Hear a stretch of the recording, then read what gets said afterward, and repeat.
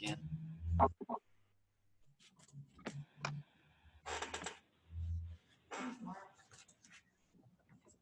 Yeah, there's Mark. Mark's.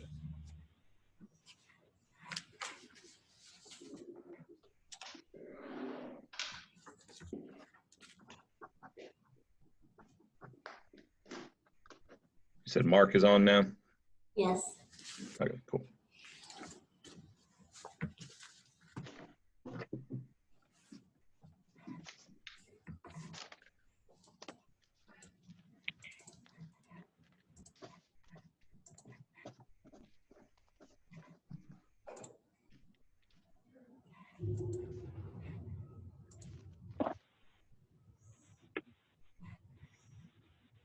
So it says recording up there in the corner. So is that? We are almost done. I'm trying to get the stream on Facebook. Oh, okay, okay.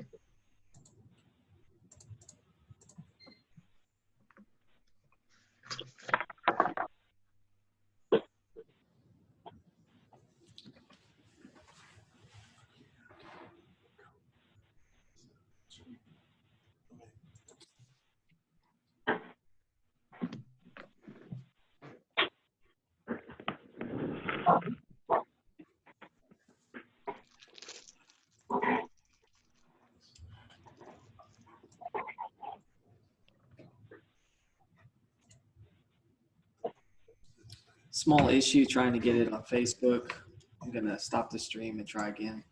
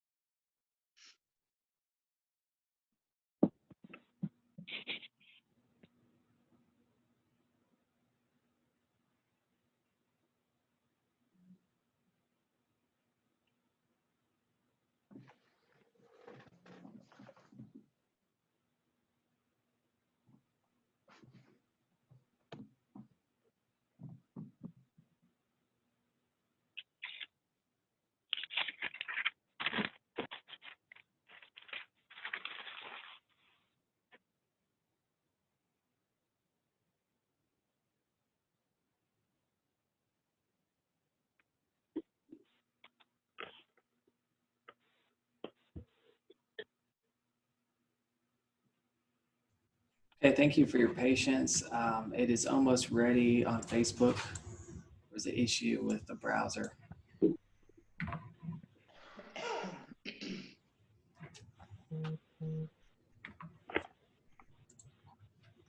Okay, we are now live on Facebook and we can begin the meeting. I just want to remind all attendees, if you wish to speak, you can press *9 at any time to raise your hand and I will unmute you.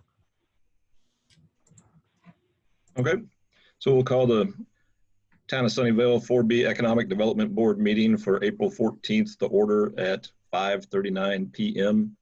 A little bit of admin since we're doing this by video for each board member as we move forward. And if you make a motion or second a motion, please state your name when you do so. But right now we'll open up with the public forum. If there's anybody in the public that would like to speak on any agenda item or other items, please use the instructions of pressing the *9 and do so now.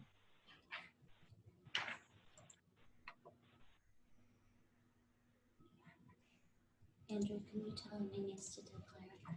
We do have one person raising their hand at this time. I'm going to unmute Derek Salzer. Hey, can you please tell him he needs to declare a quorum present? We need to declare a quorum present. Okay. Sorry, all members are present.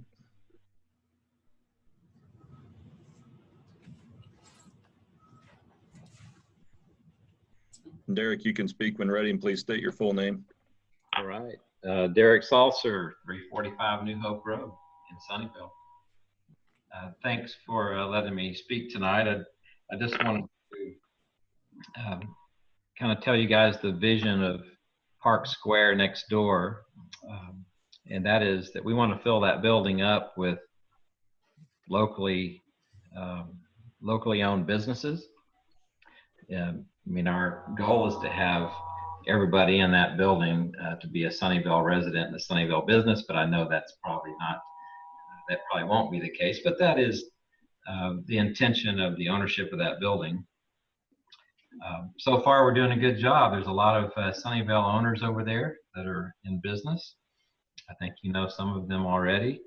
Reunion Title, David Goodhart, and you also, you probably know the Legos. I don't know if you've met Ben Lego or not, but his parents have lived in Sunnyvale for 40 plus years. Edward Jones is not a Sunnyvale resident, but the financial advisor who's going in there has been in Mesquite for 38 years, so he's pretty close. Myself, my office is in there as well, and Brian Mays, Mays Media Group, you know Brian, I suspect. Hope Coffee, one of the majority owners of Hope Coffee is Greg Kilgore, lives over in Stone Canyon. So with that being said, you know, I didn't think that a restaurant would come in there that would be locally owned. But Earl and Cherry Stigler approached us, and he had a vision for, you know, a family-friendly local hangout with a farm-to-table home cooking menu that was also heavy on takeout and delivery. And I thought, wow, this is a dream come true for us over there. That's exactly who we were looking for.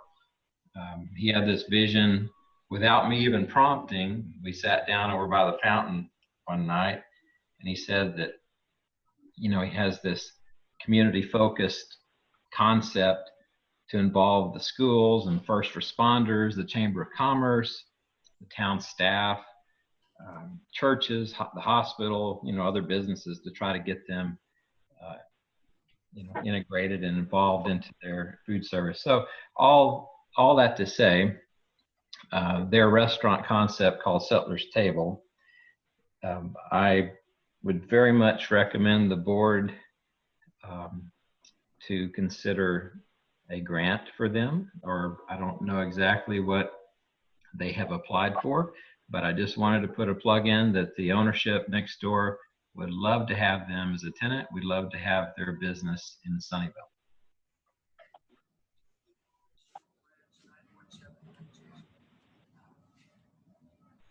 Thank you. Any other public comments? There are no other hands raised at this time. Okay. We'll close the public forum at this time and move forward with agenda item 1, discuss, consider, and act upon the financial reports from March 2020 and related items. Okay, can everybody hear me okay? Yes. Okay, great. So I've reviewed the financials that staff put together, and so it does appear that our sales tax revenue for March has decreased compared to previous periods. We're normally closer to you know, the 80,000 range, but it appears that we are at 58,000 and some change for this month. We did have expenses that included our standard payroll expenses and landscape maintenance, other legal and agreement type expenses, and then apparently there were some trash cans for Samuel Farm North that we paid for. Was that the $10,000 item in the Parks and Trails financial detail?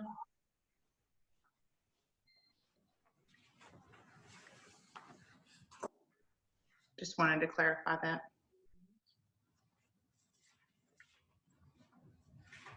I'm looking. The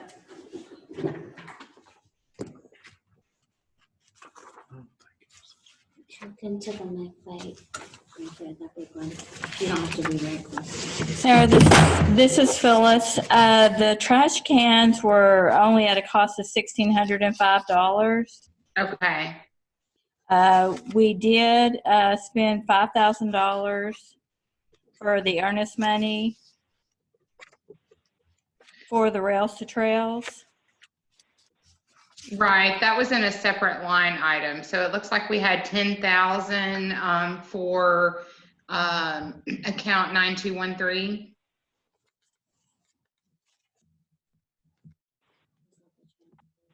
I'm gonna shut my door real quick.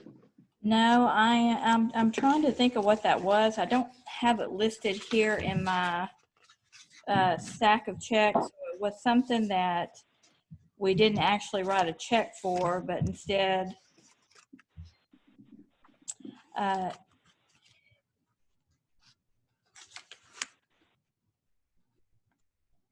if you can give me a minute on that, Sarah, I can go back and look and see what exactly that was. Okay, that's fine.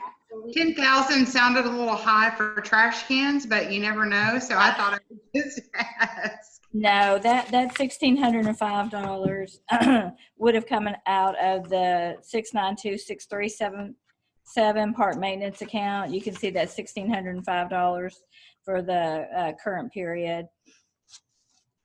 Are we looking, am I looking at the wrong thing? Yeah, I can. Yeah, I'm looking at the agenda, or I'm looking at the financials that were attached. It's On got, page 10. yeah. And I will email the 4B board with what that $10,000 was. Okay, no problem. I Yeah. want to say, I don't even want to say. I do know what it was. It was the, Let's check into yeah, it. I'll email you with that information. Okay, that's fine.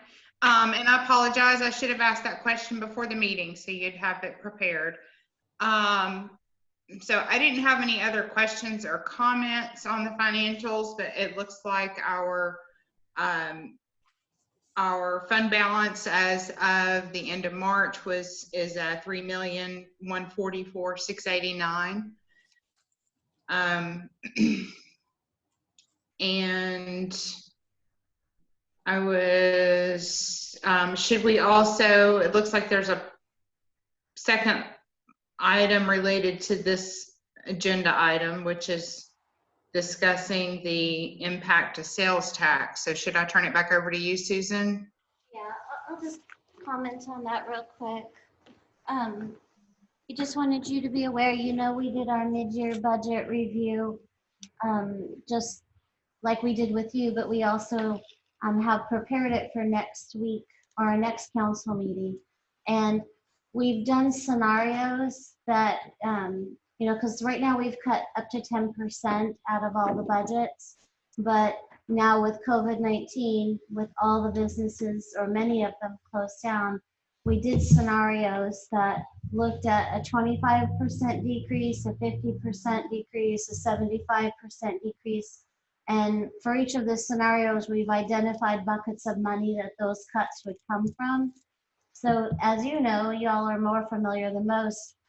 We really won't know till May, about May 10th, what the impact to March's returns will be.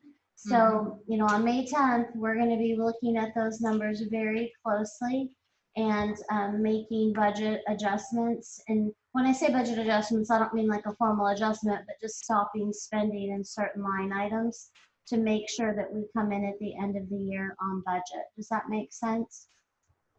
Yeah, and thank you for reminding me about there being a couple of month lag time there. So even though we're seeing the lower amount, it's not even representative of the COVID-19 concern. So No, yeah. we'll just have to wait and see how it turns out.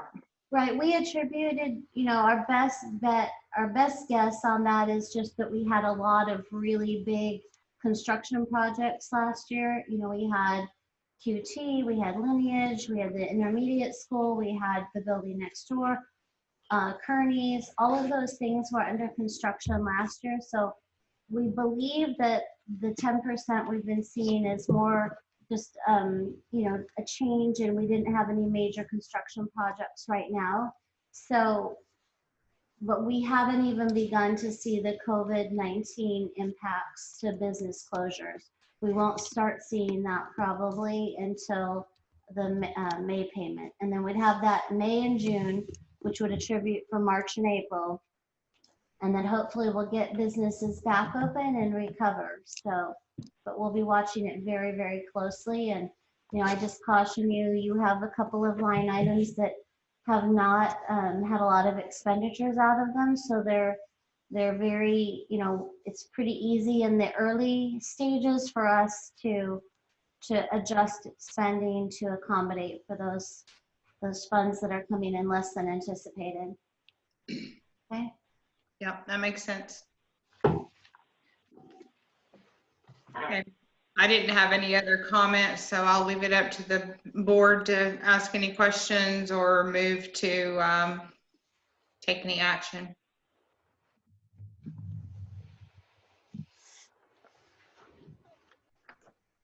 Any questions? No hands are raised at this time. Okay, yeah, I was looking at the chart on page 13, you know, that's showing the 2019 versus 2018, 27, or 2016. And yeah, there's no clear pattern to why one year was higher than the other. So, but it does seem strange that 2019 has been lagging in most months as opposed to leading.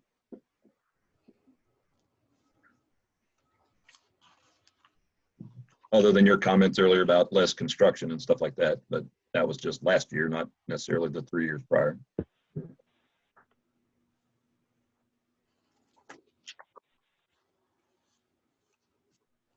We have a motion. Somebody make a motion to approve the March. Torres makes a motion to approve the March financials as presented. Second, Who is second? Mark. Okay. Motion made by member Torres, seconded by member Eldridge. All those in favor, please state your name. Wise. Bradford, Torres, Anthony, Eldridge. Shatter. Passes unanimously. Move on to the next agenda item. Discuss, consider, and act upon resolution 20-29, a resolution to approve funding for an agreement with Half and Associates, Inc. for professional services in conjunction with the Rails to Trails project in an amount not to exceed $5,200 in compliance with section 505.152 of the Texas Local Government Code for use for public parks and facilities and open space improvements. So that begins on page 14. And what this is in regards to is if we want to, we can move forward with applying for grant funding again for the Rails to Trails project. We've talked it over. The town manager, Burton, who, again, I guess if you didn't know, is the acting EDC director. I reached out to our trail committee as well, which is Mark and Javier. But what this is about is potentially applying for a grant specific to the phase right from Tripp north to Nance, and then the connecting trails going through SISD campus, and then adding one new segment along Nance to connect to Stony Creek. The deadline for getting everything submitted, unless it's extended, is May 15th. We have a small amount left over from our last project, so the cost that they presented was 5,200. We asked them to reduce it because it seemed like it was just kind of reiterating some of the stuff they've already done. But that's kind of the cap on it. So it shouldn't cost 5,200 because we were able to apply funds that were already approved for the previous grant that they didn't use. But it comes with some tight deadlines to get everything done, which would fall on staff and then potentially us as members. If you guys have the time to pitch in and help gather some of the data that's required for the grant application. And Burton can probably address it or on what's required. Or we can pass. But it seems like it would be logical to do it if we think we can meet the deadlines. This is, So we have a month, right? You said May 15th is the deadline? Right. And then the other aspect is we don't really know what our budget's going to be next year and what's going to be impacted with our funds this year. So it's the same 80% funding, but we have to fund it up front and then we get reimbursed. So mathematically it works with our numbers that we've been working with, but it sounds like our numbers may be different. So. Well, I think it sounds like our numbers are going to be different to the extent of how much money we project to spend on future projects. We still have an existing fund balance that we can work with to, try to make some progress on this project. But is this fee I got two questions. One, does this fee cover the writing of just one grant? And my second question is, do we know if the deadline is still May 15th or has it been possibly pushed due to everything going on? To my knowledge, they haven't extended it in terms of what all the cost covers. It is just for this grant. Some of the things that are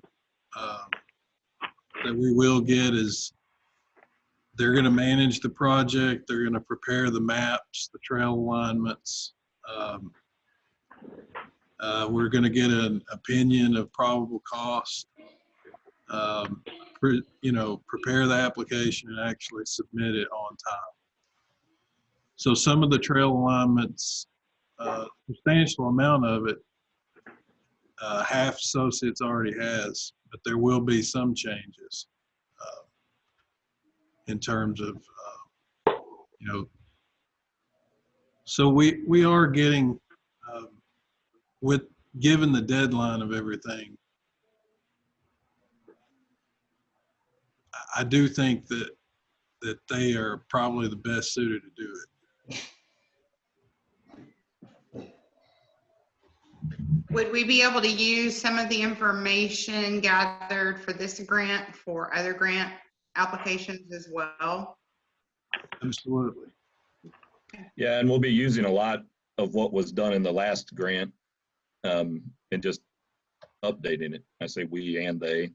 One of the requirements is to go back and get,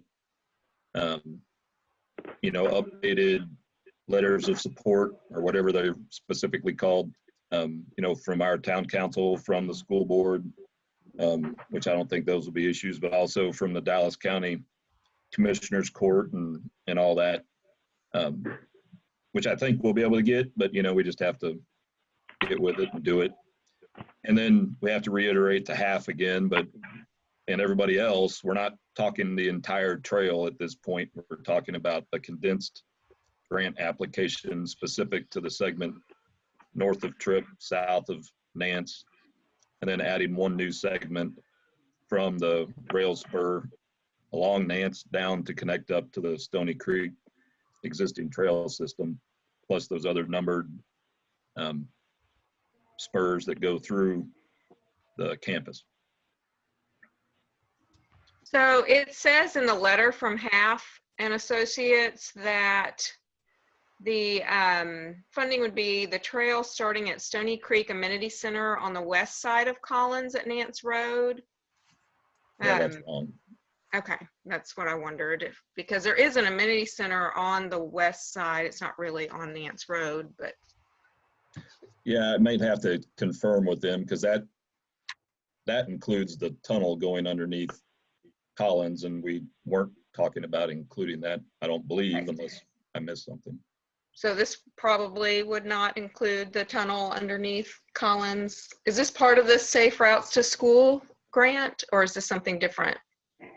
This is the North Central Texas Council of Government Transportation Alternative Set-Aside Grant. Okay. So separate from Safe Routes to School. So the Safe Routes to Schools, just kind of to update you on that because it falls in line with this. The projects that were approved were all smaller projects, kind of like this, instead of doing what we applied for originally for everything. It was breaking it into smaller segments. So I don't know if that translates to this having a higher likelihood, but I would think, because this is the same application we did a number of years ago where they recommended North Central Texas Council of Governments, TxDOT, this same grant application that was recommending the bridge and doing the whole thing, but that same funding source. So.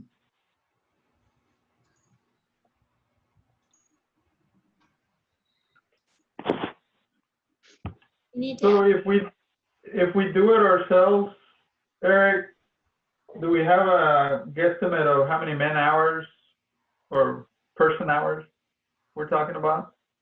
And what kind of research do we have to do or information that we have to gather? I don't think we could do it ourselves. We're Okay. still gonna have, we still have a to-do list of things that we have to provide to Halfin Associates to help them get it completed. And so that's what I was saying, that we would still need to pitch in and Okay, help gather some of those right. letters of support and Okay. that kind of stuff. I mean, I totally think we should do it. Heck, in this time of crisis or whatnot, you know, the one escape people have is to go walk around. If we had trails, you know, people could go out. So the more reason, even with the uncertainty of what the budget would be in the future, I think these amenities are going to become even more desirable.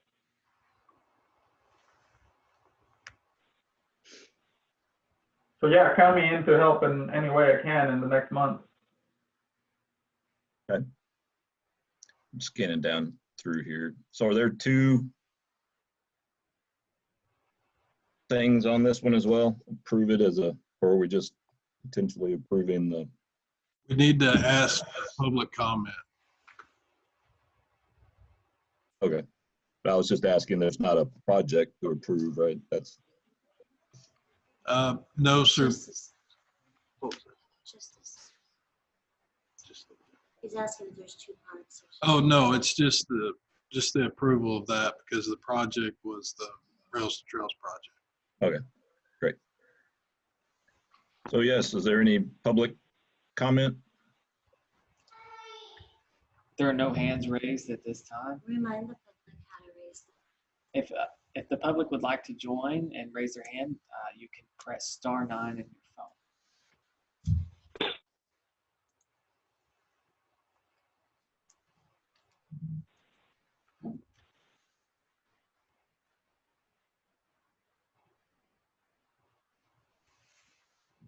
There are no hands raised. Okay. So can we get a motion to approve resolution number 20-29 not to exceed $5,200? Motion, Eldridge. Second Shatter. Motion made by member Eldridge, seconded by member Torres and Shatter. So I think I heard Torres first. All those in favor, please signify with your name. So Wise, Torres, Anthony, Chatter. Eldridge,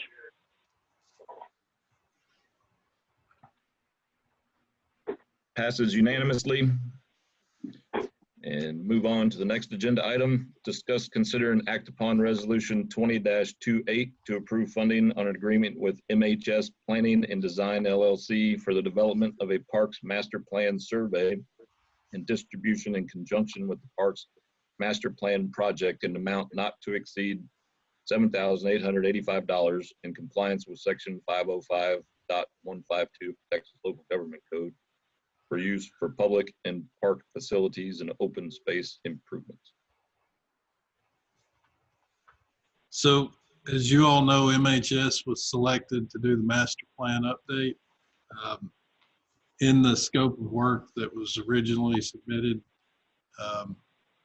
public engagement meetings, meeting with the public, stakeholders, things of that nature, those were included in the scope of work, but an actual online survey was not. And given the situation we're in now, it might be advantageous to have that. The item reads that it's not to exceed $7,885. That amount included a postcard to be sent out to the residents. And if you all decide that we don't want to do the postcard, then the price would be $6,385.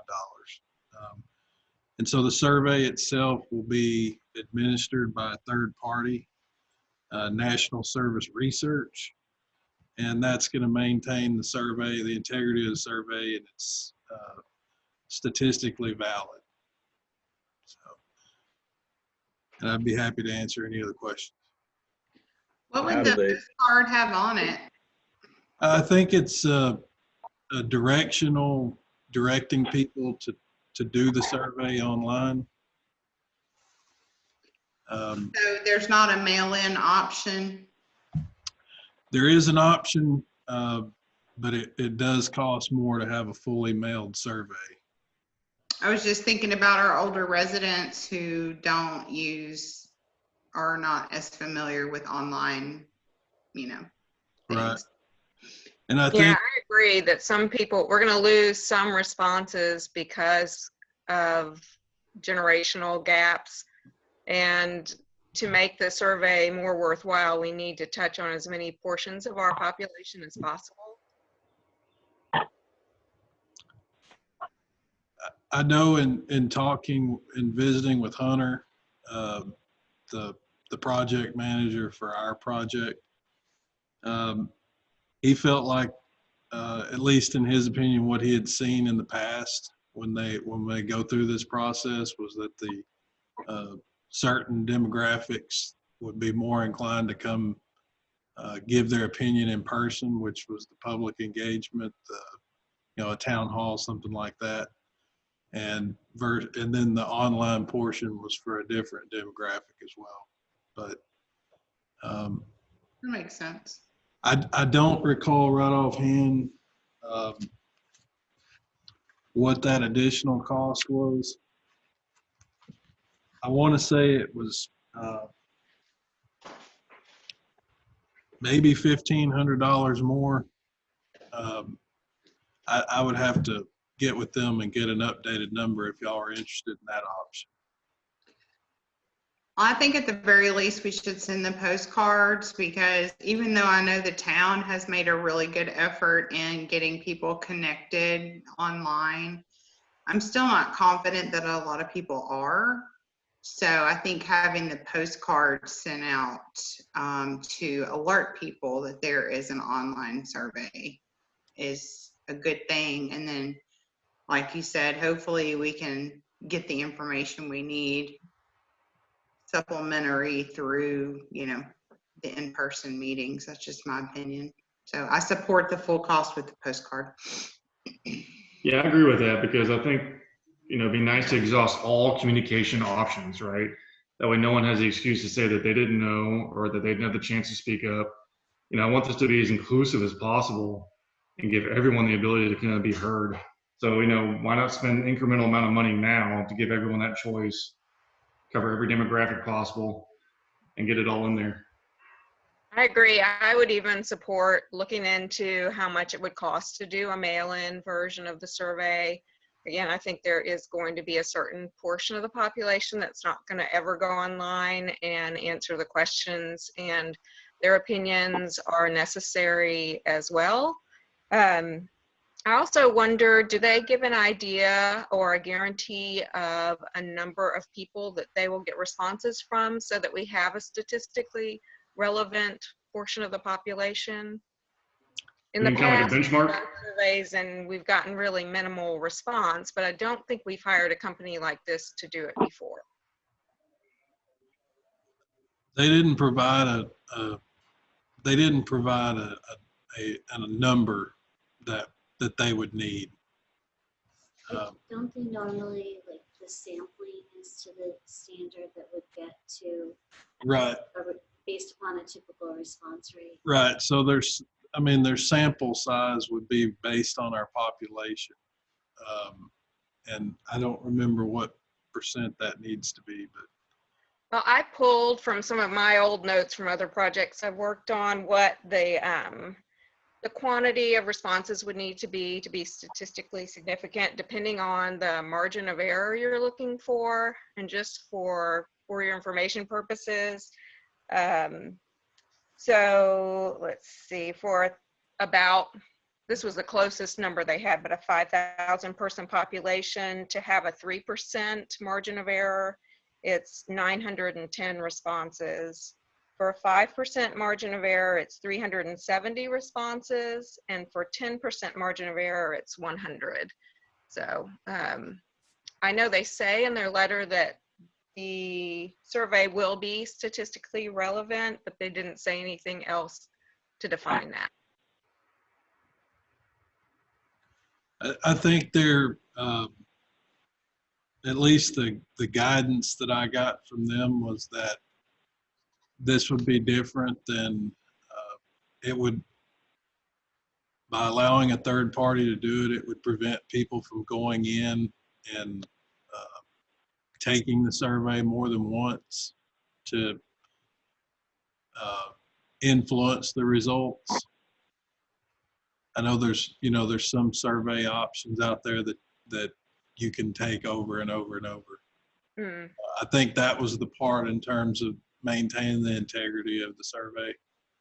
I just hate to spend the money and then only have 50 responses and then say, this is just all we got. I was just curious if they have any way to guarantee, at least a good sized portion of the population responding. Well, I think we're going to take some ownership on that, and we're going to push people in our town, right?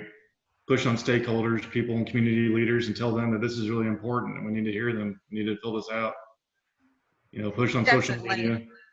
But I mean, there is certain, we all have our circles of people that we're connected with. And so that kind of limits our responses there.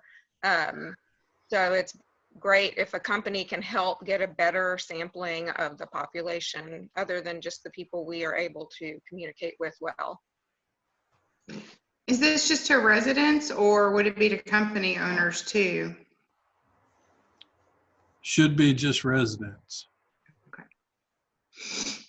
Yeah, I mean, anything's better than the 100 responses we got for our last survey. So if we can increase that, that would be nice. I like what Nikki was saying. If we went back to them and said, this is what I know from the past experience, can you give us some numbers on what you would call statistically accurate, or, that way we can get them to strive towards achieving more than, it sounds like we need more than 1,000 to make it as accurate as possible. Well, also just remember, you probably would want to make your response either at least based upon just adults or households. So if you're only looking at the response per household, there's only 2,500 households are in that realm. So that's going to really change that number that Nikki estimated from. So Right. Yeah, and I don't know that we need a 3%, level of confidence. 5% is probably better to shoot for this kind of survey, in my opinion. But so that might bring it down to, if we can get, between 250 and 350 responses, that would be great. But that's a lot more than we've ever gotten before. Yeah, and I think that's the point. That's why we included the quote for the postcard, because that is, for those people who aren't, linked in with us on social media or, that type of thing, that's going to be our best bet to get them to take the survey. The other tool that we can use is we do a newsletter that's mailed to every single household. It's mailed, it's not just emailed. So we've got social media, we've got our e-news blast that we have subscribers to. We also have that newsletter that's mailed to every house, and then add in that postcard, and then the efforts of this group and others to try to encourage people to take it. But I think normally, kind of what happened, and those are going to go to every household, but normally what happens is, to get to a statistically significant response, you calculate a response rate that's the norm. In my world, it's always been about a 3% response rate. And so then that's how many you need to mail out. But we're going to mail them out to the entire population. So, it's a good chance that we'll get a statistically significant response. And if we don't, I'm going to be really disappointed, because we'll put a lot of effort. And I can tell you, just our e-newsletters alone, we're getting upwards of 500 views on every one, which is a really good click rate, because, it comes through as an email. You have to click on it and take an effort to read it. So we're getting that increased participation, but it's going to take a lot of effort, and we'll monitor the response rates. And if we're not getting it, we'll keep pushing and keep pushing till we get a statistically significant response. Does that help? So did you say that the answers were going to be collected? Has a decision been made? Will it be by household or by adult? Well, I think that, when we're calculating what we want our response rate to be, we need to decide that. We have that data, we can figure it out. We know how many households, mostly based upon water meter placements, water meter billings. And then we can multiply that by an average of, 1.85 to get the number of adults in each, total. So we I was really just asking, functionally, process-wise, how is the survey going to be conducted? Okay, well, I think that we can have input into what that process will be. Do we want to aim for a response per household or a response per adult, and then calculate our response rate which way? So you guys can give us input into that, and also have them give us their recommendations on what they think a statistically significant response will be. But if you have a preference, we can carry that to them. Right. Well, I didn't know if the company who gave us the bid, if they are capable to manage it by household. So for instance, if the survey link goes out via email and I respond, and then my husband tries to respond and it's targeted for a household, how do they manage that process? My guess is, having done a lot of these, that they're not going to be able to be that specific. I was talking about counts and response rates. Right. I was talking about at the front end. How are we sending it out? So, if you have any other questions, we're happy to go back to them, and we can do that before you vote and bring it back to the next meeting, or we can vote and we can still come back with more discussion on the process approach if you'd like. My question would be, it sounded like, and Nikki brought it up, that a mail-in might be necessary for some people. So on the postcard, could there be something in there for people without internet access or whatever, however you want to word it? You can call in your survey or do a request for a written thing, or what? I did find the extra amount for the fully mailed survey, and it's $3,700 extra. Yeah, so I guess my question would be, if on the postcard you just had people reply and request a written survey, would that be appropriate, or do you just have to bite the bullet and either do a mail and the internet? Yeah, I would think you would probably have to do both. If you wanted the mail option. Eric, can you hear me? Yeah. The other option too is we could ask them if it's not a standard postcard, if they have an option of going to the library and having assistance and a computer if they really are not connected electronically. Yeah, I like that option myself, because if the postcard goes out, it's kind of like the census, you know, they bombard you with stuff to try to get you to do it online, and then worst case scenario, you get a mailer months later. But preferably we don't have to go to that level, but I like the option of going to the library for those that need it. Is it possible for it to be included with the newsletter from the town? We can put our own, so that would have been kind of the price without putting the mailer, because we could have just put the information to go take the survey into the newsletter. It's just, you know, not everybody opens that newsletter, so it's just another attempt. Right. What was that, like $2,000 for the increment? 1,500. 1,500 for the postcard. Yeah. I personally like the postcard option, especially if we're able to add some input to it, you know, as opposed to just having them do a generic. And we're still well under, wasn't it $100,000? You guys approved originally $100,000 for this project. So we're still within the project scope and cost by doing this.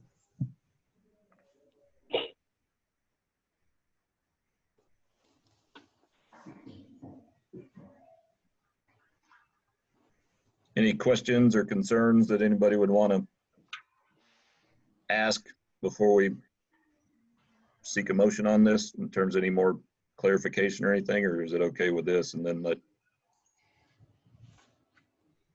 them come back?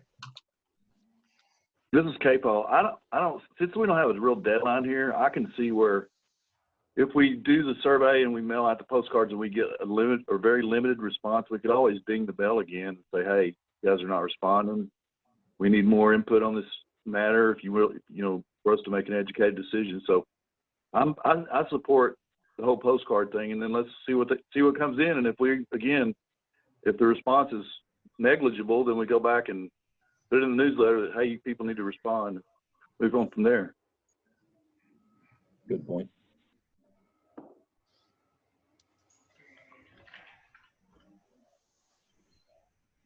So do you need a motion?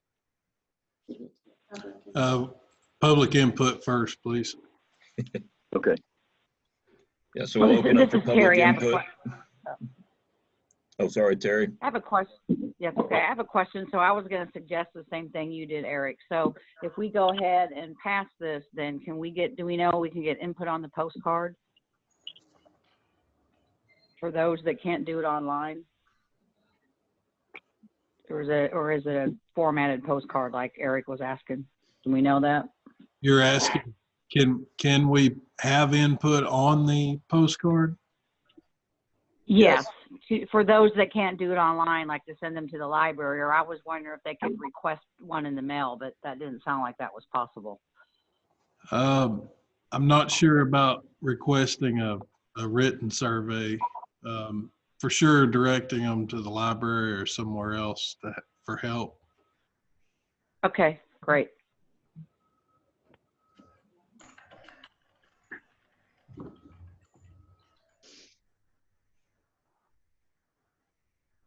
Okay, so we'll open up for public input. If you are in the audience and would like to comment, please hit *9 to raise your hand, and then they'll open it up for you. There are no hands raised at this time. Just a reminder, you can raise your hand by pressing *9.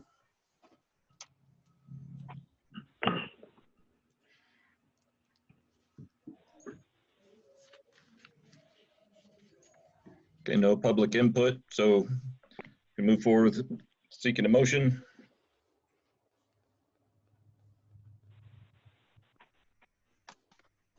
Motion, I'm- Eldridge. Oh, Mark beat me to it. I'll second Bradford.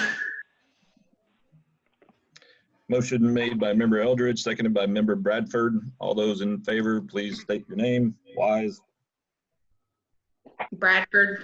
Chatter. Anthony, Torres, Eldridge. Cash. motion passes unanimously. Move on to the next item. Discuss, consider, and act upon actions for business retention in response to COVID-19. The town manager will probably address this. Our surrounding communities have been doing different things to try to help out local businesses. And then they've published all the information on our EDC website to help. And then the state of Texas actually passed something yesterday, or is in the middle of passing it, to put another $50 million out for Texas businesses. And so we'll get that on the website. But I guess I'll turn it over to town manager for what all is a potential. Okay, and really, this is not a recommendation. It was really just to give you all an opportunity to discuss it. I think I have sent several emails out, just giving some samples of what other communities are doing. That doesn't mean you should have to do it or not. We're not making a recommendation. But I think one of them, Jeff Moore, is our attorney, and he's on the line. And he worked with one in particular community that basically set aside an amount of money, and businesses could apply for this incentive amount, and it was tied to employer or employee retention. So I think it was up to $2,000 for up to 8 employees. And basically it was set up like a loan. And if you retain employees for a certain amount of time, I think it was 2 years, then at the end of that period of time, the loan was forgiven. So Jeff, did I get all those details correct? Yes, Susan, yes, I think so. I mean, there's been a lot of discussion, like on the internet, you hear about different EDCs doing something different, and it really comes down to, what type of EDC are you? Are you type A or are you type B? And if you're type B, are you under 20,000 in population? And so, yeah, there's one client community, they're at type B, under 20,000 in population. And so basically there, and likewise with y'all, I think you got maybe two tools in the tool belt to, provide assistance. One is using promotional expenditures, that's advertising or, other activity that publicizes, business for economic development. You're limited to 10% of your annual revenues per year on that. And then you've got that special provision where it's section 505.158 of the local government code, which allows, EDC type B's under 20,000 in population to basically do, you can provide a lot of assistance under that statute. That specific statute just says that, town council would have to do 2 readings of a resolution to approve that project. And so, yeah, the one community or EDC, they're wanting to set up per job up, maybe a maximum per applicant of 15,000 or 10,000, and it might be 1,000 per job or 2,000 per job, and that they would provide that monies. And if they, they keep the person or people gainfully employed, obviously during the shutdown they're not working, but once they're up and running, if they keep them employed for, it could be 1 year, 2 year period, those monies are, it basically becomes a grant. I mean, that's an option that, one's looking at doing. I would add that, the governor's office has not waived any of the procedural requirements for type B. So we still have all the procedures to do. We've got the published notice in the newspaper. We got of the project. We have to wait 60 days We've got to hold a public hearing. Town council would have to do 2 readings of a resolution to approve it. So we've got all this procedures to walk through. But there are a number of EDCs that are looking to try to help somehow. So just to Curiosity, add to the, just so that you know the financial situation on that line item, once you take out what, you know, has been, for lack of a better word, encumbered, if everything were to pay out, we still have $229,000 in incentives that, and if you wanted to take it out of that line item. But I also do caution you, you know, that we need to leave some balances in some of these line items for sales tax shortfalls that we're probably going to experience over the next few months. So there's some capacity here, but, you know, at this point, you know, we are pushing a lot of stuff out on our e-newsletters. We've got it posted on the website. We're answering calls. I've got the library open taking calls. So all of the different resources that are available to small businesses. So, I mean, it's really up to you guys if you're interested in pursuing this. I want to make sure you have the information. Have you gotten any calls or information from local businesses? Or Terry, have you heard anything through the chamber? No, I have not heard from anybody through the chamber, but we're constantly sending email blasts out and providing them with different resources and, you know, a page with links so that they can get help while we're going through this situation. yeah, and I was curious on that same thing in terms of what type of help would be best for employers within the town of Sunnyvale, because, you know, when I talk to people across the country of various types of employers, many of them are fine and don't need to take advantage of stuff, and then other ones that you would think should be fine aren't, you know, and are having to figure out what to do with vehicles and rent and all sorts of other things. You know, the forgivable grants for keeping your employees is, in my opinion, more of a federal and state level thing, you know, but how can you help the business locally so they're still around when they're able to ramp back up? And to me, as an EDC, that's where I would want to lean towards. Trying to help the local employer as opposed to supplementing the federal government and what they're already doing for employees. This is Jeff again. If I could add another thing kind of related, what I'm hearing, and I haven't gone through the application process or any of that, but what I'm told is that the SBA loan program, they do have, it's my understanding, they have a line or, you know, in the application that says, you know, and paraphrasing, have you gotten assistance anywhere else during this, you know, COVID-19 pandemic? And so on one, so what we're putting in these the applications, or really in the agreement, I should say, a line that notes that, hey, it's on the applicant as to whether or not any assistance provided by the EDC now precludes you from getting federal assistance. And I've got another EDC, they're making it a requirement that they apply through the SBA, and they have to show documentation that they've applied. And so, you know, that they're, I guess, put on notice if there is that sort of verbiage that, you know, they know that going to the EDC for money might impact their availability to get money through the SBA.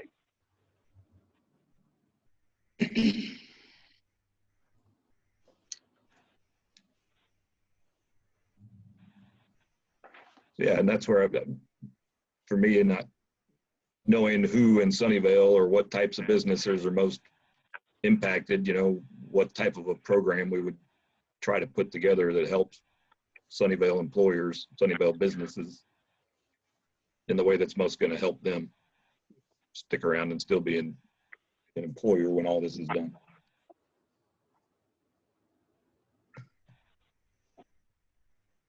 Some of the ideas from surrounding communities where they were talking about sending out gift cards to various restaurants, or, you know, things that if people went and supported the local restaurants with takeout, then they would get a coupon, and then they'd send that coupon into the EDC to get, and then the business would get reimbursed, or the person, however it worked. But, you know, things like that, that unless somebody took action to go spend money at the local business and use whatever the method would be, a card or a coupon type thing, you know, there wasn't any money out of the EDC, and it couldn't go anywhere other than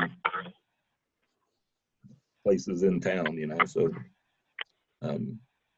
or buying dinner for the fire department and the sheriff's department and doing it at local businesses and things like that. But I know that only really impacts food industry, and it's a nice thank you to the hospital employees and stuff like that. But I just I don't know personally what the right answer is for the local community to try to do for the local businesses. I like those ideas, Eric. Yeah, I wonder, because we're small, would it be possible to do it on more of a case-by-case basis, depending on what the companies need? Because I feel like it is difficult to put together a blanket program and really address the needs. And also, I wonder if we do a blanket offer, is that potentially going to be taken by companies who maybe don't need it that much, and then drain reserves that we need for later? I mean, we have a nice fund balance, but we have a lot of things going on and a lot of things coming up, and I hate to use more of it than we need to. I think the restaurants are the ones that probably need it the most, and then retail, but we don't have that much retail. I think the industrial and manufacturing business, I believe, are doing okay. Just, you know, from what I've read, I haven't got any feedback from the chamber members. So, and if we decided to do this grant, I mean, they wouldn't be able to get money for probably 90 days. And is that too late? I mean, if you have to do a 60-day notice and then council has to have 2 readings, how soon can we start giving these employers money that need it now? Now, on that item, what I've done in one of the agreements is put in a provision that notes that we have all these procedural issues to comply with. The real big one is that 60-day wait period. But we put in a provision within the document that says, hey, if we did get a petition consistent with that statute, that the applicant agrees to repay the monies immediately. Now, the odds of getting a petition signed by 10% or more of the registered voters requiring a vote at an election when we're dealing with a pandemic, and it's never happened before, I would say it's remote. But at the same time, I think to stay consistent with the statute, what we could do is say, yeah, we'll get you the money within 15 days, 30 days of, you know, the effective date of the agreement. Nonetheless, if we get a petition, you got to pay it back.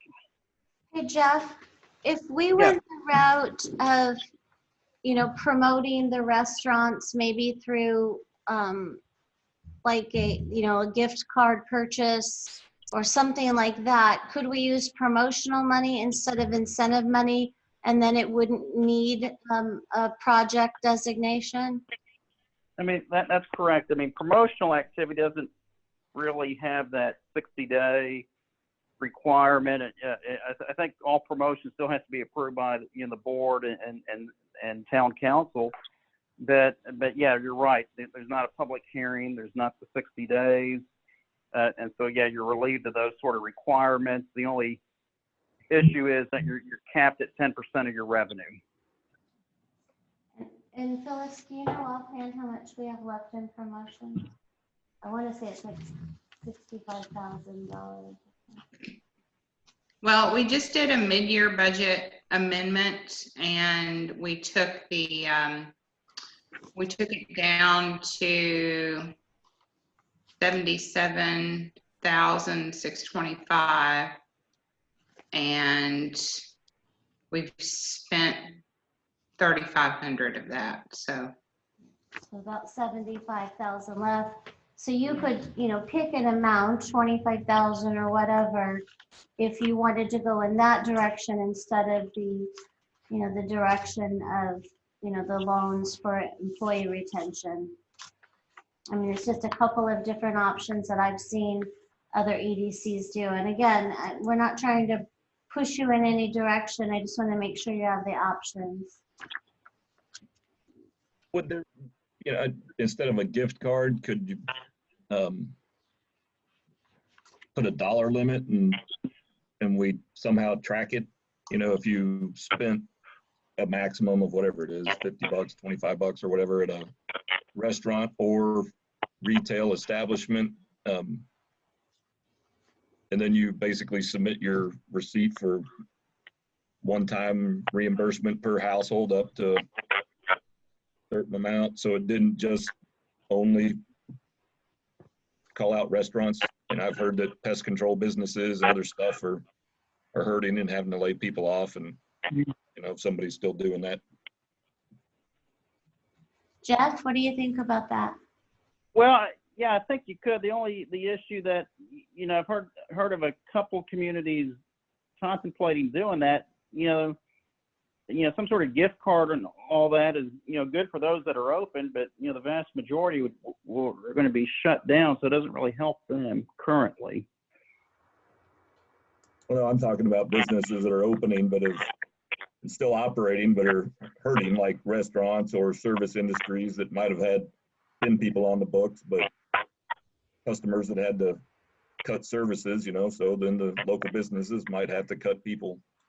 It allows the citizens to say, hey, I got enough food, but I still want my bug service, or I want my tree trimming done by XYZ business that's in Sunnyvale. No, I did hear one community or EDC that was having like the business put up a sign that says, hey, shop locally, or, put it on their Facebook page or something. And if they did that, then the EDC would provide them some monies under promotion at a certain amount, based on the signage. And so, that's another kind of creative alternative that I've heard about, that, that just encouraging everybody to shop locally, and, that would get them, some sort of incentive. Oh, I think it would be helpful to at least have a list of the Sunnyvale businesses that are still open versus the ones who are not open. And I'm wondering if we could dedicate a part in our electronic newsletter, our news flash, that lists out and says, please visit these businesses that are still open. And, when business returns, please visit these businesses that, I could word it better than what I just said, obviously, but at least giving the restaurant part, but we haven't done other businesses. Right. So for example, Sunny Nails, I'm sure has been shut down for a month, and or a little bit less than, will be shut down for a month by the time this is all over. And I honestly, even though I watch the news every day and I'm aware of what's going on, I honestly don't know which Sunnyvale businesses are out there that may still be open and may have a service that I could go shop for. And then I think I agree with Jeff.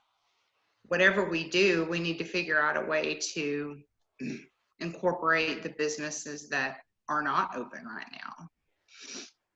If we could do a gift card to the residents to, if there would be some way to do, almost like North Park does with North Park Gold, where we had a Sunnyvale gift certificate that would be good at any registered Sunnyvale business that we could give out to our residents, and then they could either use it now at a business that is open or later when another business reopens.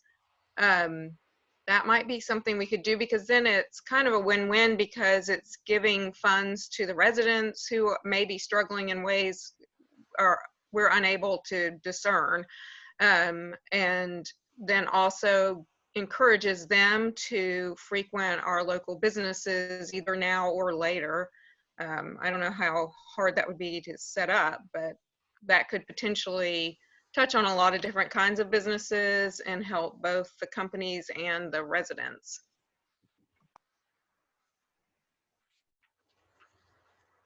Yeah, I agree with that. I think that's a great idea. You know, all the, you know, both of our salons are closed too, and all the nail places, all the service type places like that are closed. Would we give every resident money to do this? I mean, how would that exactly work? I think it's a That was great my idea. thought, just give a certain amount per household, you know, a gift from the town to the households in Sunnyvale to support the businesses in Sunnyvale. So if it was done as a card or a certificate, whatever it is, you know, it's not going to be an expense until they actually cash it in. So you could calculate what that dollar amount would be, and then you could even have it. I'm just trying to figure out how Expires 12. we do that. And Nikki, like, what is your thought? Like, we'd have some kind of coupon or something? Yeah, do you know about North Park Gold, how that works? Yeah. Where you can go to North Park and buy gold coins and give them to people, and then, you know, you can take your gold coin and spend it at any store in North Park, like cash. I don't know how we would set that up and how we would register which the businesses that you could use the money at, or how we would reimburse the businesses. I'm not sure. Just thinking about the idea itself. I don't know about the logistics of it.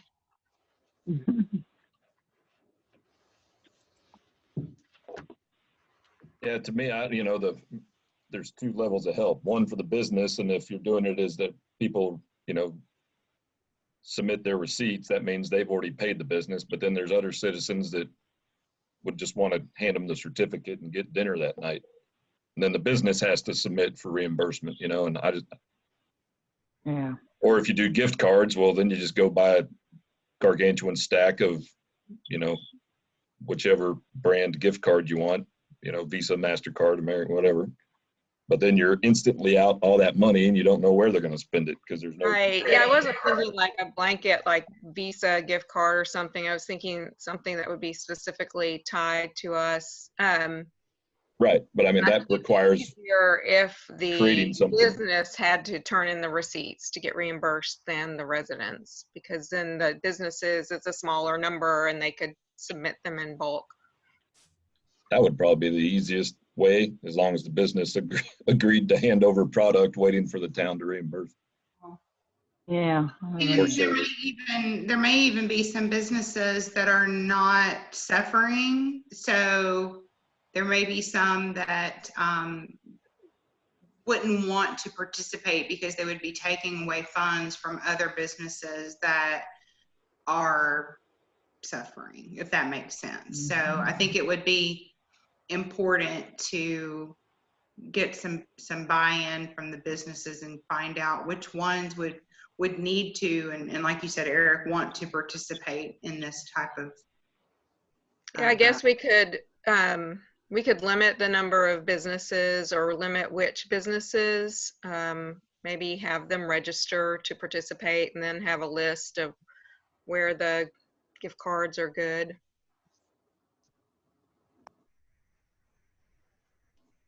Well, you could also, you know, we do a lot of fundraisers with different restaurants for the different school organizations. We could do like a 2-night event or something like that, or 2-day event. And that would help isolate the amount of money that's spent at restaurants that are, or businesses that are currently open, at least, that we could be able to quantify that, and then have something else when everything opens back up. I don't know. But So it sounds like we're all open to the idea, and it sounds like the promotional budget is the easiest one to use, the quickest. We just don't understand what the best approach would be. Well, if we go by 2,500 households, which was, I think, a number that was thrown out earlier in the meeting, we did a $25 gift card of some type to 2,500 households. That's $62,000, and we have that much in our promotional services. So it gives you some idea of Right. the buying power that we have. And if you have 20 businesses participate, you know, I don't know how many realistically there would be, and everybody spent their gift card money, then you're talking about $3,000 per business. I don't know, is that materially impactful to a business? Maybe, maybe not.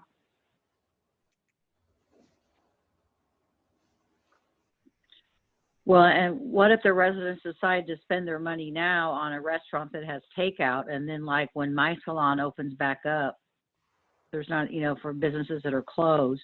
I don't know. It's a great idea, but I don't know how we could do it. Yeah. Make it work.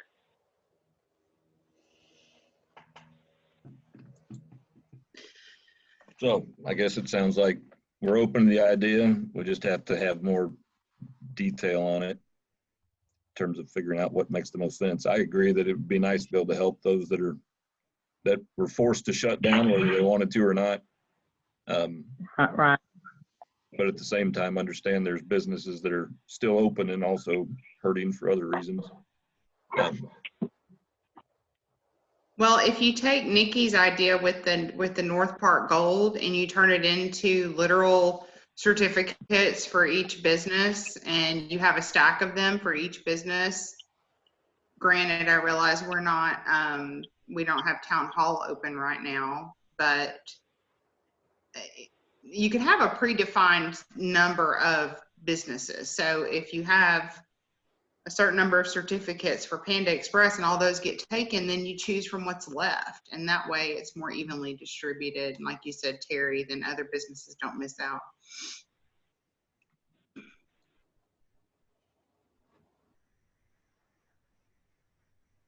Any you all computer experts out there know any way to create a digital certificate that is limited that you could send out?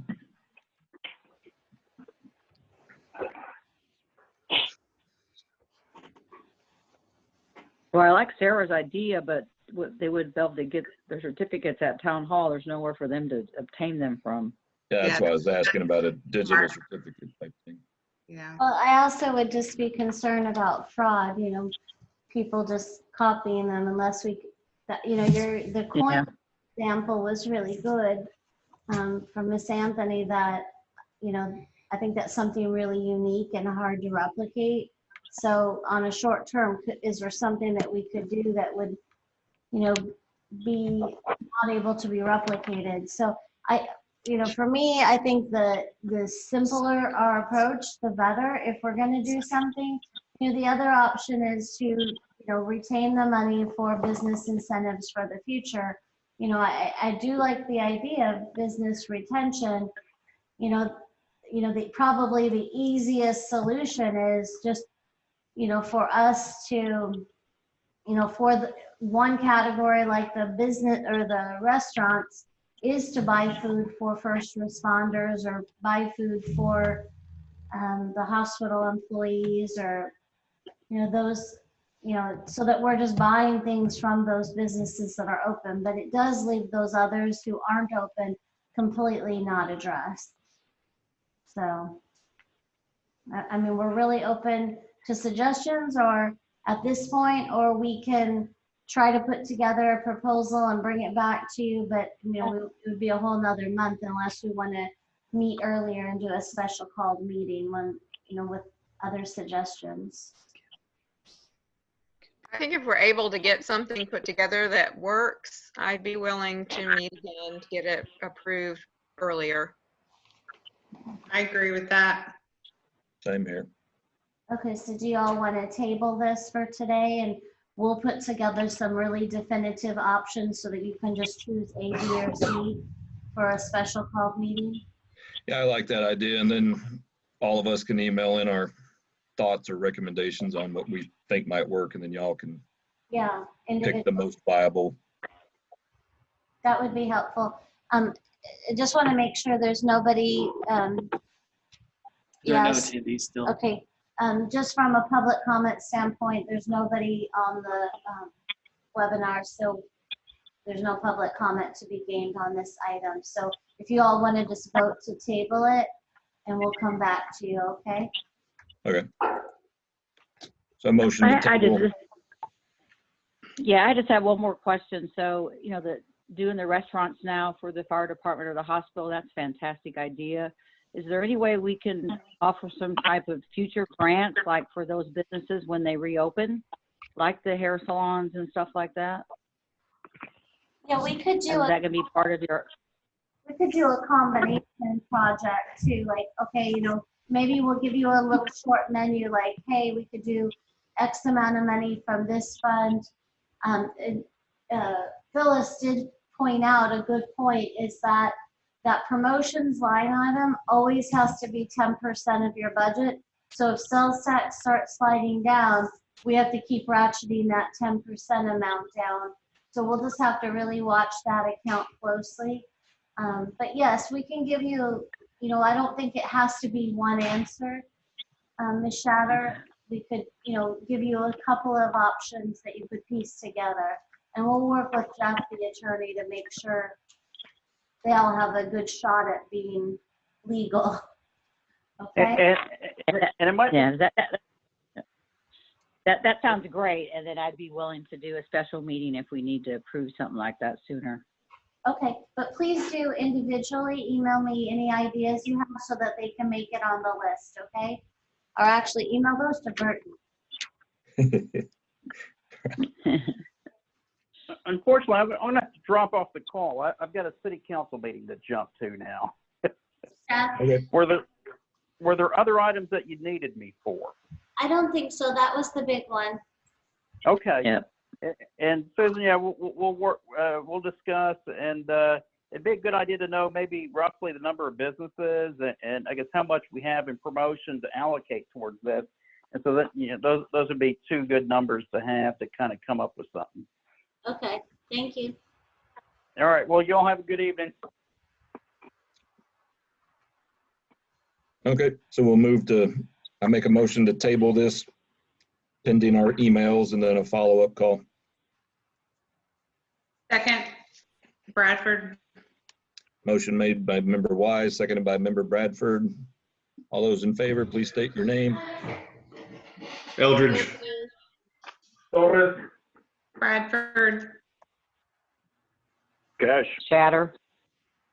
Wise, passes unanimously. Move on to the next topic, updates related to the following park projects: Glacier, Jobson, Rails to Trails, and Vineyard Park. All right. So the Glacier property, the design agreement had to be restructured to allow for some additional services. And consultants agreed. It was negotiated that they would do everything for the contingency amount that was budgeted. Jobson Park is currently in escrow.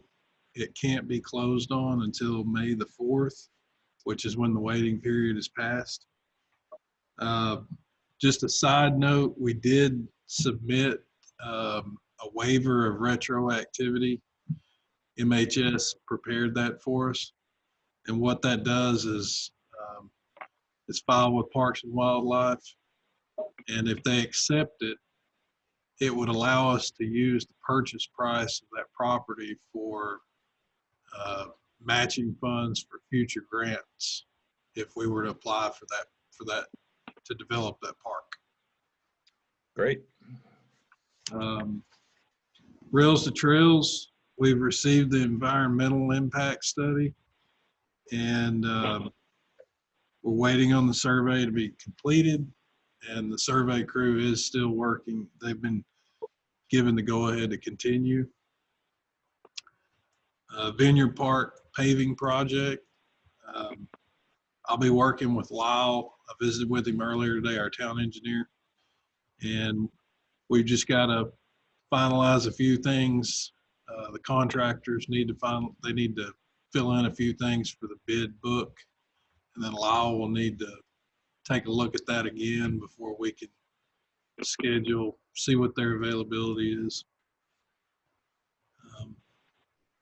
And I'd be happy to answer any other questions.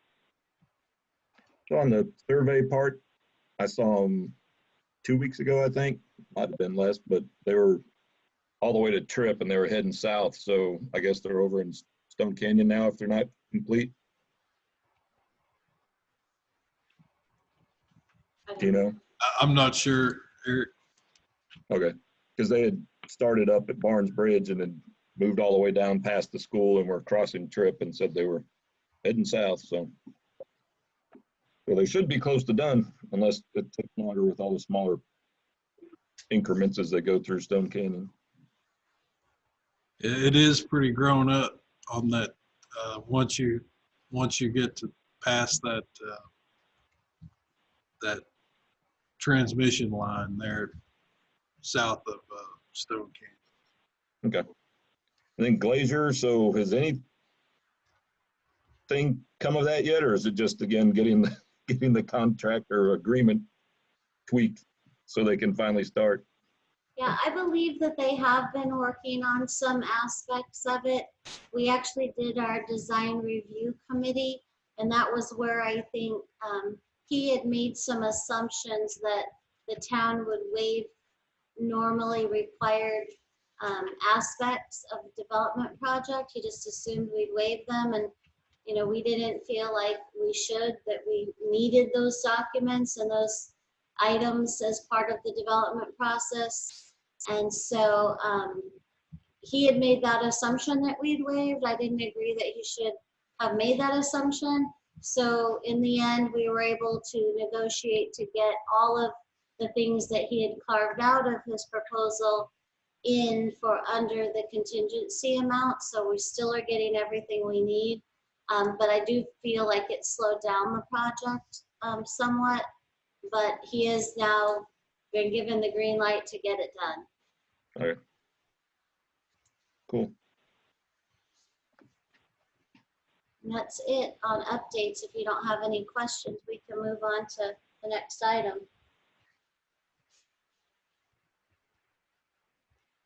Barring any questions, we'll move on to update and discussion related to the Sunnyvale Economic Development website. So the plan is this. I guess I'm fairly new at this, so at least this project. I did have made contact with the consultant that we send anytime we want to make updates to. I did visit with them. There is a training module in terms of being able to update it on the back end. It's an hour or less training, and it sounds really familiar to our town website, which I'm familiar with in terms of making updates to. So my plan is to schedule that training. There's not a cost for that. And then moving on from after the training, the plan is to compare some of the other EDC websites, note the best practices, and make the updates. Like I said, being able to update it after the training where it's free. And obviously right now, as many things are coming in daily, almost with resources, it would, I really plan to go through the training either this week or next week to be able to start making those updates and, reevaluate the website and then come back to you all with recommendations.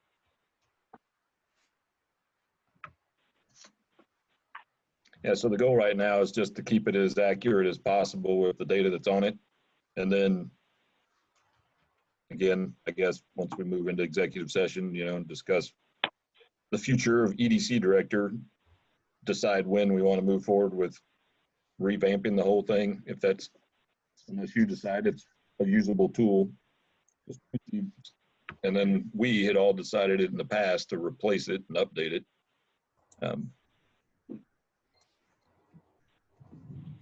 Thank you for getting updated information onto the website, Susan, and now you, Burton. Yeah, I mean, my biggest concern with the website is I do think that the structure, you know, with the shell per se, does need updating. But my bigger concern is just not a lot of content on it. So to me, that's like the low-hanging fruit. With the existing structure, we can add content all day long. And, you know, I've asked Burton he's already made contact with some of the most successful EDCs and really do an evaluation of their sites to say, okay, what's on a really successful, robust site compared to what's on ours, so that we can figure out where the gaps are. And then once we have the content ready, then talk about switching out the skin and, you know, the platform, because we can update this one. The only thing is it's just not super attractive. And I think it could be way better. But I think it's going to be up to us, no matter what, to find the appropriate content and put it together. I mean, I don't really see a lot of consultants being able to personalize it. We're going to still have to provide content. So I think that's our first step, is get our content together, you know, make sure we know what we want. And then if at that point we get it all out there and y'all still want to revamp the skin, I think, you know, that's just my 2 cents. I think that'd be the point to do that. Okay. Yeah, and the feedback from Tracy going back in time was that it was a hard website to work with in terms of updating. It wasn't very user friendly, which Okay. was, and I don't know because I've never personally messed with it, but then other people on the board that are more tech savvy agreed. Good. Well, we can totally address that. No problem. Okay. Any other questions on that?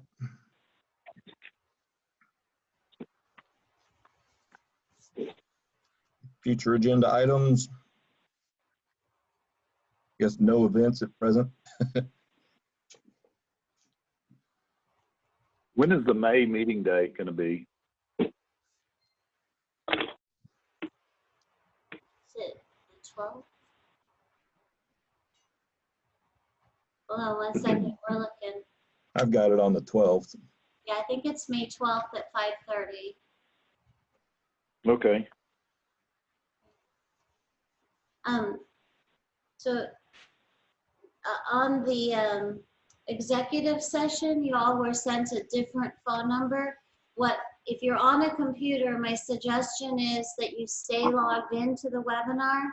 We'll mute it, and then we can reconvene. We'll go into the conference room on the conference call, log in, and then you guys call in on a separate phone. If you're calling into this on your phone, then you will have to hang up and then log back into this. Because remember, after executive session, we have to reconvene in order to adjourn. And we have to have a quorum to do that. So I know this is a little complicated and we apologize, but it's our best effort to keep it together. So you'll mute this one. We don't need to individually mute. No, you can, yeah, if you want to, as a safeguard, individually mute. I even had the council members go to a different room in their home to take the phone call. If you want to, just as a real safety measure, but that's up to you. So if you want to do that, and then we'll go into the conference room and get on the conference call. But we do have to vote to go into executive session if we can, sir. Okay, we have to vote. Yes, sir. Make a motion to move into executive session. Everybody approved by stating their name. Wise. Eldridge. Torres. Bradford. Anthony, Chatter. Cash. Eric, Sir. Yep. can you read the Okay. section 551? Recess into executive session pursuant to Chapter 551, Subchapter D of the Texas Government Code, subsection 551.087, Economic Development, to deliberate the offer of financial or other incentive to a business project, Stigler incentive request, and section 551.074, personnel matters, to deliberate the appointment, employment, evaluation, reassignment, duties, discipline, or dismissal of a public officer, employee, EDC director. So we'll move into executive session at 7:10 p.m. How long should we wait to call the other number? Just give us like 3 or 4 minutes, just to transition. Okay. All right, thanks. What else, yes? I'm muting everyone now.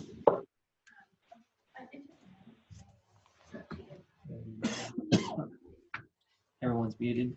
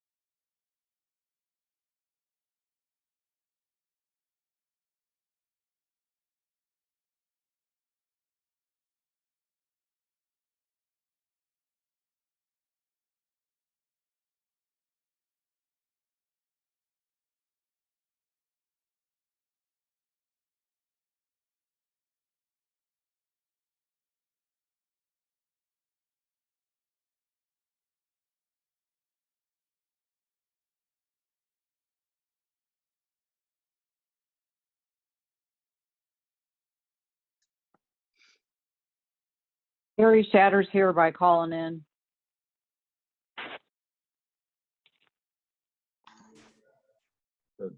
Looks like everybody's here. Hey, Paul is connecting again. So we have a quorum and we will adjourn at 7:40, adjourn from executive session, no action taken, and adjourn from the meeting at 7:45 p.m. Thanks, everyone. I had you muted. I had you muted, sorry. Can you all take a vote on the adjournment? I vote to adjourn. Wise. Shatter. Eldridge. Bradford. Anthony. Cash. Everyone. Good night. Good night. night. Thanks, everybody.